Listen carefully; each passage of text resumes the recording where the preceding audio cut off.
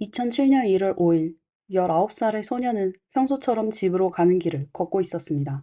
그녀는 자신에게 다가오는 위험을 전혀 알아차리지 못했습니다. 한 스토커가 그녀의 뒤를 쫓고 있었고, 소녀는 갑자기 알 수 없는 두려움을 느껴 발걸음도 절로 빨라졌지만 이미 늦은 후였습니다. 거친 손이 그녀의 입을 틀어막고 어둠 속으로 그녀를 끌고 가버렸습니다. 항상 미소를 짓던 이 젊은 소녀의 꿈과 미래에 대한 희망은 그 순간 산산이 부서져 버렸습니다. 여러분 안녕하세요. 여기는 미스터리 수사국입니다. 모든 소녀들은 한 번쯤 자신을 사랑하는 사람이 몰래 지켜주는 로맨틱한 상황을 상상해 본 적이 있습니다. 하지만 그 사랑이 병적인 집착으로 변할 때 그 로맨스는 곧 공포영화로 바뀌고 맙니다. 이것이 바로 19살 소녀 조디의 비극적인 이야기입니다. 한 관음증 환자가 무려 10년 동안 그녀를 몰래 지켜보다가 결국 그녀에게 잔인한 피해를 입혔습니다. 이 이야기는 우리에게 경고의 메시지를 던지고 있습니다. 악마는 우리 곁에 있을지도 모릅니다. 그렇다면 그 당시 무슨 일이 있었을까요? 지금부터 2007년으로 돌아가 사건의 전말을 다시 한번 되짚어 보겠습니다. 아칸소시티, 일명 방주도시는 미국 캔자스시티 남동부에 위치해 있으며 미국 77번 고속도로와 166번 고속도로가 만나는 지점에 있습니다. 인구는 약 12,000명으로 작은 도시입니다. 이 도시의 동쪽으로 약 26km 떨어진 카울리 카운티 낚시호수는 캠핑을 하기 아주 좋은 장소로 낚시, 피크닉, 아름다운 경치를 감상하며 조용하고 평화로운 시간을 보낼 수 있습니다. 오늘의 이야기는 바로 이곳에서 시작됩니다. 조지 샌더홈은 1987년 9월 26일에 태어났습니다. 그녀는 집에서 막내였으며 3살 많은 언니 제니퍼 메이필드와 6살 많은 오빠 제이슨 샌더홈이 있었습니다. 부모님은 지역에서 유리회사를 운영하고 있었으며 집에서 차로 4분 거리밖에 되지 않았습니다. 조디는 어릴 때부터 사람들에게 사랑받는 아이였습니다. 고등학교 시절에는 여러 가지 명예를 누렸습니다. 그녀는 전국 명예협회 회원이었고 캔자스주 장학금 수혜자, 캔자스주 교육위원회 장학금 수혜자였으며 아칸소시티 무용단과 글로벌 댄스 협회의 일원이었습니다. 또한 무용단의 코치 데이비드 스타인 매츠로부터 우수 물리학 학생상을 받기도 했습니다. 2006년 5월에는 고등학교 졸업식 대표 연설자로 나서기도 했습니다. 이후 그녀는 집 근처의 카울리 칼리지에서 약학 예비과정을 선택했고 동시에 학교 댄스팀의 주장으로 활동하며 매일 공부하고 연습하고 대회에 참가하여 바쁘지만 행복한 나날을 보냈습니다. 2007년 1월 5일 19살의 조디는 평소처럼 학교 강당에서 연습을 했습니다. 11시 50분에 연습이 끝난 후 그녀는 어머니에게 전화를 걸어 오후 일정을 보고했습니다. 먼저 서브웨이에서 샌드위치를 사서 점심을 먹고 집에 가서 샤워를 한 후 고등학교 친구를 만나러 갔고 곧 출산 예정인 언니를 방문하고 저녁에는 집에 돌아와 가족과 함께 식사할 예정이었습니다. 어머니 신디는 정오 12시에 퇴근하면서 평소처럼 딸에게 전화를 걸었습니다. 하지만 그녀는 전화를 받지 않았습니다. 신디는 딸이 샤워 중일 것이라고 생각했습니다. 5분 후 다시 전화를 걸었지만 여전히 받지 않았습니다. 신디는 불안한 마음이 스쳐 지나갔고 곧바로 큰딸 제니퍼에게 연락해 조디가 혹시 그녀와 함께 있거나 통화를 했는지 확인했습니다. 하지만 조디는 제니퍼와 연락이 닿지 않았고 그곳에도 없었습니다. 이때 조디의 아버지 브라이언은 아내를 안심시키며 걱정 마, 아무 일 없을 거야. 몇 시간 후면 저녁 먹으러 돌아올 거야 라고 말했습니다. 그러나 어머니로서의 직감은 신디를 계속 불안하게 만들었습니다. 결국 그녀는 오후에 일찍 퇴근했습니다. 오후 4시에 집에 도착한 신디는 뭔가 이상하다는 것을 느꼈습니다. 조디는 매일 집에 오면 우편물을 가져와서 탁자 위에 두는 습관이 있었지만 우편함도 비어 있었고 탁자도 텅 비어 있었습니다. 게다가 조디는 샤워를 하고 친구를 만나러 간다고 했는데 욕실에는 더러운 옷이 없었고 샤워실도 말라 있었습니다. 신디는 곧바로 조디의 친구 로리에게 연락했지만 그날 오후 열렸던 고등학교 친구 모임에 조디가 나타나지 않았다는 사실을 알게 되었습니다. 저녁 6시에 아버지 브라이언이 집에 도착했을 때도 그들은 조디가 저녁 식사에 맞춰 집에 돌아오기를 기다렸지만 그녀는 돌아오지 않았습니다. 가족과 친구들 모두 조디와 연락이 닿지 않았고 초조해진 신디는 결국 경찰에 신고하기로 결정했습니다. 경찰은 이 사건을 매우 중시하여 즉시 조디의 집으로 찾아가 조사를 시작했습니다. 조디의 옷과 여행 가방이 그대로 있는 것을 확인한 후 경찰은 세 팀으로 나누어 수색을 펼쳤습니다. 첫 번째 팀은 조디가 실종 당시 입고 있던 옷을 알리며 수색을 요청했습니다. 그녀는 검은색 타이트 원피스, 회색 반바지, 검은색과 빨간색의 카우보이 스타일 댄스 재킷을 입고 있었으며 재킷 앞면에는 학교 팀 이름이 뒷면에는 조디라는 이름이 자수로 새겨져 있었습니다. 또한 파란색 슬리퍼를 신고 있었습니다. 경찰은 모든 사람들에게 그녀를 보았다며 제보해달라고 요청했습니다. 두 번째 팀은 조디의 차량인 2003년식 검은색 다지를 찾기 위해 전방위 수색을 진행했습니다. 경찰은 그녀가 교통사고를 당했을 가능성을 염두에 두고 도랑이나 급경사 지역까지 꼼꼼히 조사했습니다. 세 번째 팀은 조디의 남자친구인 콜비 윌슨에게 연락해 그가 알고 있는 숨겨진 정보가 있는지 조사했습니다. 콜비 윌슨은 텍사스 대학교에서 공부 중이었고 두 사람은 고등학교 동창으로 약 5년간 연인 관계를 유지하고 있었습니다. 양가 부모도 서로 잘 알고 있는 사이였습니다. 경찰의 질문에 콜비는 4일 오후 이후로 조디와 연락하지 않았다고 말했습니다. 그날 밤 그는 경찰의 요청에 따라 바로 아칸소 시티로 차를 몰고 돌아와 조사에 협조했습니다. 경찰은 일주일간 그의 학교 근처에서의 휴대폰 위치 기록과 카드 사용 내역을 확인한 결과 콜비에게는 혐의가 없다는 결론을 내렸습니다. 한편 조디의 친구 로리는 여전히 혼란스러웠습니다. 조디가 도대체 어디로 간 걸까? 그녀는 최근에 무슨 이상한 일이 있었는지 필사적으로 떠올려보기 시작했습니다. 그러다 갑자기 3일 전 자신이 스토킹을 당했던 일을 떠올렸습니다. 그날은 1월 2일 저녁 8시경 로리는 식당에서 퇴근해 집으로 가려고 차를 타고 있었는데 주차장에서 하늘색 캐딜락 한 대가 천천히 그녀에게 다가오는 것을 우연히 보게 되었습니다. 운전자의 얼굴은 잘 보이지 않았지만 차 안에 있는 사람이 자신을 주시하고 있다는 느낌을 받았습니다. 몇 블록을 지나자 로리는 자신이 누군가에게 추적당하고 있다는 사실을 깨달았습니다. 그녀는 이 사실을 확인하기 위해 일부러 아무 방향으로나 꺾고 도로에 차를 세운 후 다시 출발하는 등의 행동을 했지만 그 캐딜락은 계속해서 안정적으로 그녀를 따라왔습니다. 무서워진 로리는 재빨리 속도를 더해 근처 경찰서로 차를 몰았습니다. 경찰서 앞에 도착한 후에도 겁이 나 차에서 내리지 않고 차 안에서 기다리고 있었습니다. 몇 분 후 그 차는 사라졌고 로리는 안심하고 집에 가려 했습니다. 그러나 경찰서를 벗어난 지 얼마 되지 않아 그 차가 어디선가 다시 나타났습니다. 놀란 로리는 즉시 다시 경찰서로 돌아갔고 더 오래 머물기로 했습니다. 결국 캐달락 차는 기다림에 지쳐 먼저 떠났습니다. 당시 로리는 경찰에 신고하지 않았습니다. 그녀는 그저 심심한 사람이 장난을 친 것일 뿐이라고 여겼습니다. 그런데 오늘 아침 9시 50분 학교에서 연습을 하러 가던 중 그녀는 다시 그 차를 보았고 운전자가 저스틴이라는 사실을 알아챘습니다. 저스틴은 카울리 칼리지 학생은 아니었지만 댄스팀에서는 꽤 유명한 인물이었습니다. 그는 학교 주변을 자주 배회하며 팀의 여러 여학생들을 스토킹하고 괴롭힌 적이 있었기 때문입니다. 저스틴은 서브웨이에서 일하고 있었습니다. 경찰도 그를 잘 알고 있었습니다. 저스틴은 경찰서 단골 손님이었으며 절도, 불법 물품의 소지, 교통위반, 무보험 운전, 보행자에게 길을 양보하지 않는 등의 범죄로 여러 번 입건된 적이 있었습니다. 그의 범죄 기록은 2004년까지 거슬러 올라가며 이런 상습범은 당연히 의심을 받을 수밖에 없었습니다. 저스틴 유진 서버는 1984년에 태어난 조디보다 3살 많았습니다. 그는 어렸을 때부터 독특한 얼굴 특징 때문에 자주 놀림을 받았고 동급생들은 그를 원숭이 소년이라고 불렀습니다. 10대 시절부터 저스틴은 자신의 감정을 표출할 방법을 찾은 듯 보였고 주로 여자아이들과 어린아이들을 겁주면서 나쁜 평판을 얻게 되었습니다. 여자 이웃들은 그로 인해 매우 괴로워했습니다. 저스틴은 아무 소리 없이 그들의 집에 나타나곤 했고 아무리 소리를 지르며 쫓아내려 해도 그는 단 한 가지 행동만 했습니다. 음침한 눈빛으로 그들을 가만히 쳐다보는 것이었죠. 길에서 아이들이 그의 길을 가로막으면 그는 아이들을 괴롭히기 시작했습니다. 허리띠를 풀어 아이들을 쫓아가며 때릴 것처럼 위협하기도 했습니다. 13살 때 그는 조디의 집을 어슬렁거리다가 유리창을 통해 조디와 그녀의 언니가 수영하는 것을 보았고 그 순간 그는 조디에게 완전히 매료되었습니다. 그 이후로 그는 시간이 날 때마다 조디를 몰래 훔쳐보러 왔으며 조디가 초등학교, 중학교, 고등학교, 대학에 다닐 때까지 계속 그랬습니다. 그는 훔쳐보는 것 외에는 다른 특별한 행동을 하지 않았기 때문에 조디는 자신이 10년 동안 누군가에게 몰래 지켜보고 있었다는 사실을 전혀 알지 못했습니다. 하지만 저스틴은 조디의 친구들에게는 다르게 행동했습니다. 그가 마음에 드는 여학생이 있으면 장미꽃과 쪽지를 남기곤 했습니다.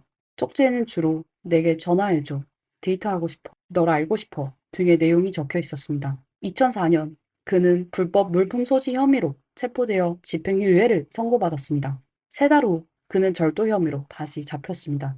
사람들은 그가 카운티 보안관 사무실에 친척이 있어 항상 감옥에 가지 않는 방법을 찾는다고 말했습니다. 2005년 10월 그는 치안 방해 혐의로 체포되었으나 예상대로 얼마 지나지 않아 석방되었습니다.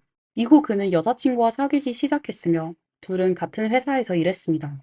근무 중에 두 사람은 우연히 모두 다쳤고 결국 2006년 10월 17일에 7,500달러, 약 1,000만 원의 합의금을 받게 되었습니다. 변호사 비용을 제하고 그는 5,800달러, 약 770만 원을 손에 쥐었습니다. 일주일 후 그는 캐딜락을 구입했습니다. 2006년 말 저스틴은 서브웨이에서 아르바이트를 시작했습니다. 조디가 자주 이곳에서 음식을 사 먹었기 때문입니다. 하지만 며칠 일하지 못하고 12월 28일에 여직원을 괴롭힌 혐의로 해고되었습니다. 사실 저스틴은 첫 출근 날 여자 상사에게 꽃다발과 카드를 보냈습니다. 카드에는 당신의 아름다운 눈빛을 처음 본 순간 사랑에 빠졌습니다. 당신은 제 마음속에 영원히 남을 겁니다. 혹시 당신은 싱글인가요? 라고 적혀 있었으며 서명은 저스틴이었습니다. 1월 2일 그는 서브웨이 앞에서 차를 몰며 여직원을 괴롭히고 저녁에는 로리를 스토킹했습니다. 1월 3일 그는 다시 상사를 괴롭혔고 상사는 두려움에 떨며 연이어 이틀 동안 경찰의 호의를 받아 출근했습니다.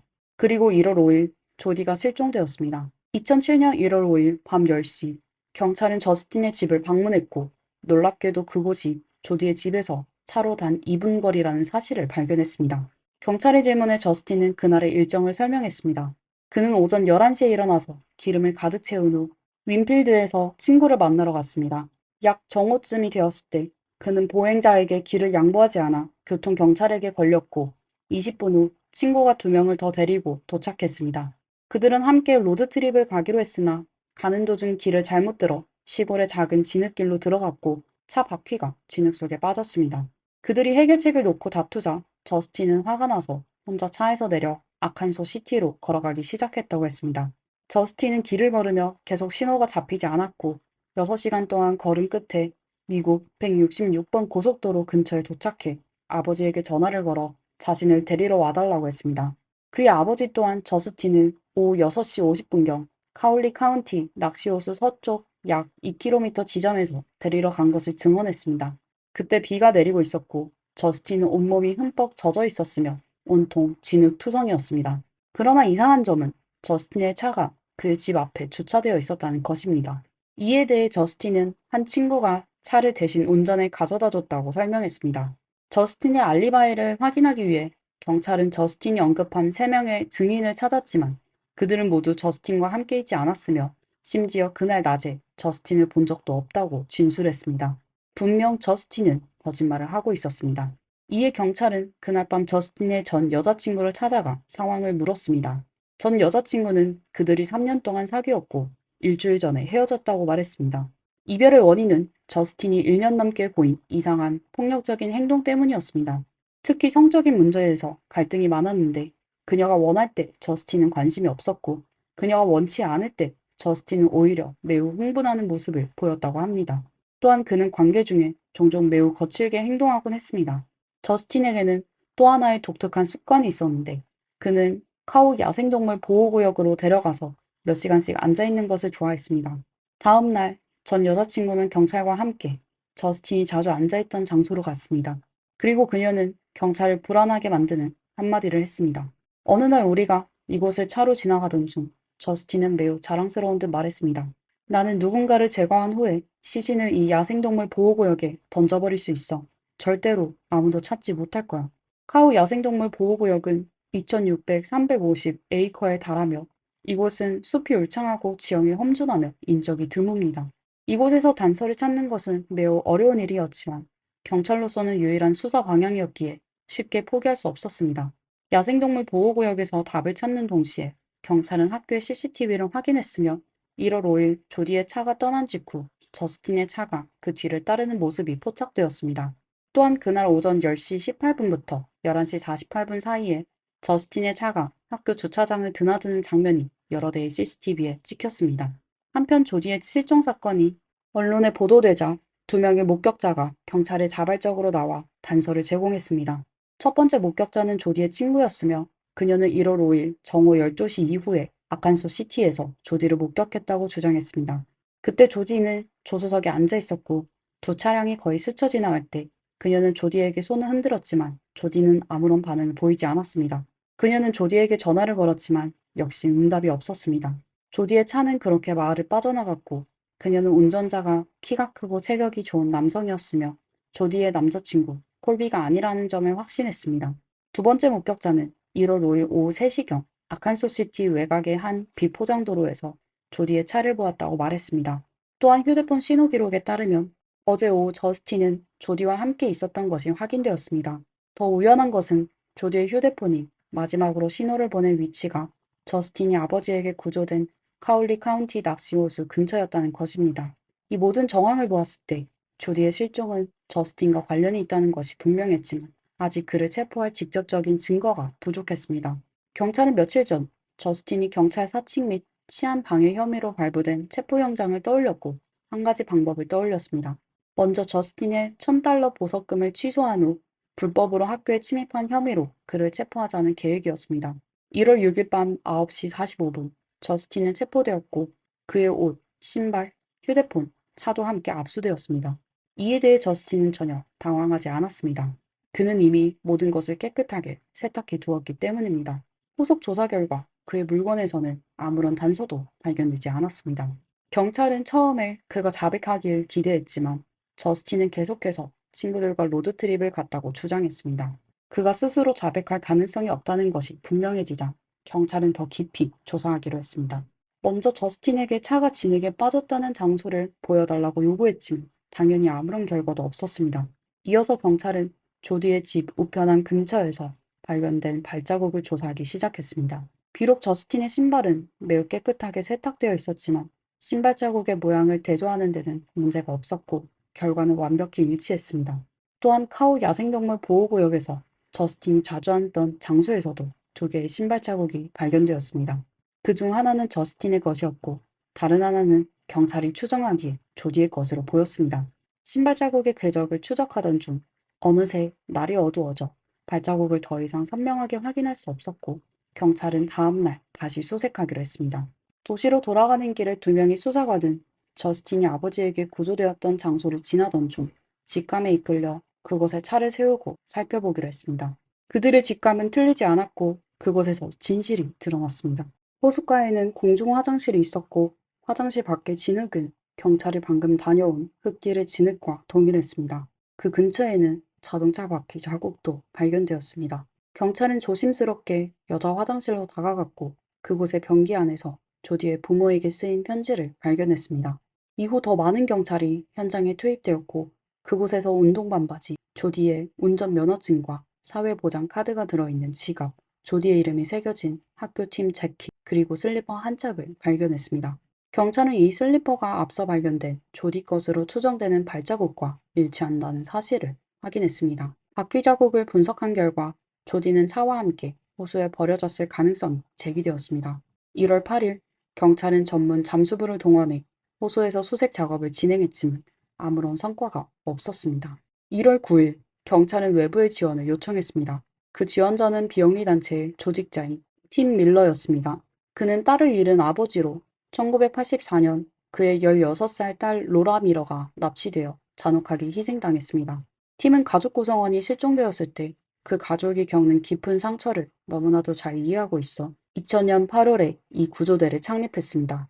수년간 더 많은 뜻을 함께하는 이들이 그의 팀에 합류했고 그들은 자신의 시간, 재능, 자원을 헌신하며 실종된 사람들을 집으로 돌아가게 도왔습니다. 팀이 가장 자주 하는 말은 저에게 감사하지 마세요. 로라에게 감사하세요. 였습니다. 곧 팀의 소나 수색팀이 호수에서 조디의 차를 발견했습니다. 경찰은 차량의 문이 닫혀 있었지만 잠겨 있지 않았고 창문이 살짝 열려 있음을 확인했습니다.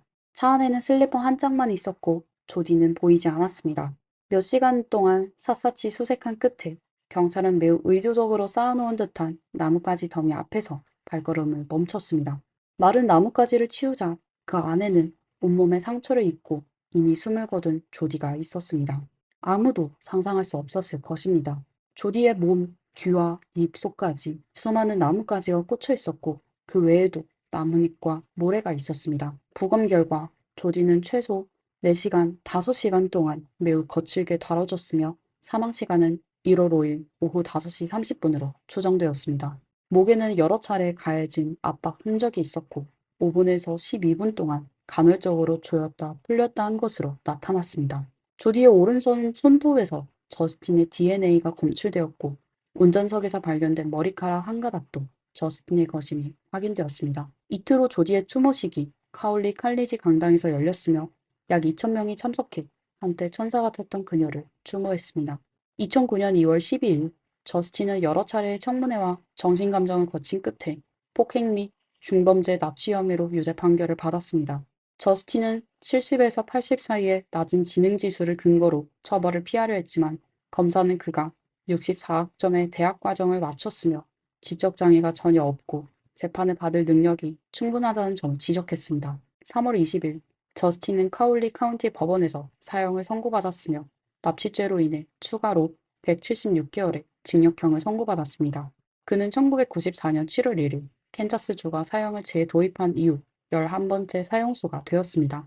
현재 그는 엘도라도 교정소에 수감되어 있으며 하루에 1시간의 운동 시간이 주어집니다. 이곳은 주 내 모든 사형수가 수감된 교정시설입니다. 수년 동안 저스틴은 여러 이유로 항소를 제기해왔습니다.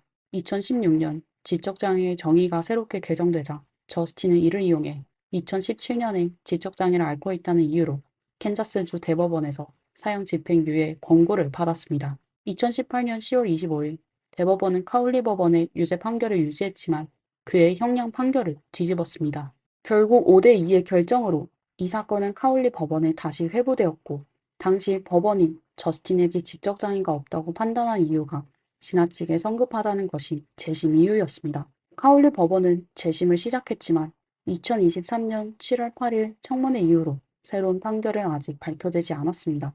만약 저스틴이 지적장애를 가진 것으로 인정된다면 그는 종신형으로 감형될 가능성이 있습니다. 이러한 상황은 조디의 가족에게 큰 충격을 주었고 그들은 이 모든 것을 받아들일 수 없었습니다. 2008년 5월 그들은 자신의 힘으로 스토킹 방지법을 개정했습니다.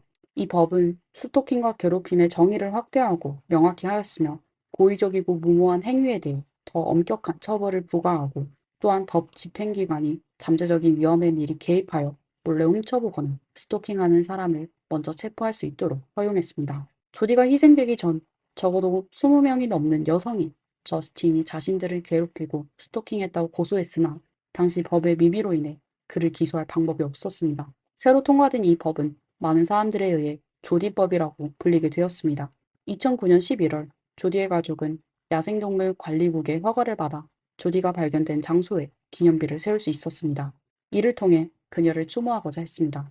그녀의 젊은 생명은 그 차가운 겨울에 영원히 멈춰버렸습니다. 조디의 사건은 우리에게 다시 한번 경각심을 일깨워줍니다. 범죄는 종종 우리 가까이에 있으며 겉으로는 사소해 보이는 스토킹이나 괴롭힘이 더 심각하고 잔혹한 범죄의 서막일 수 있습니다. 따라서 평소에 경각심을 높이고 스스로를 방어할 준비를 해야 합니다. 오늘의 이야기는 여기까지입니다. 좋아요와 댓글로 응원 부탁드리고 다음에 또 뵙겠습니다.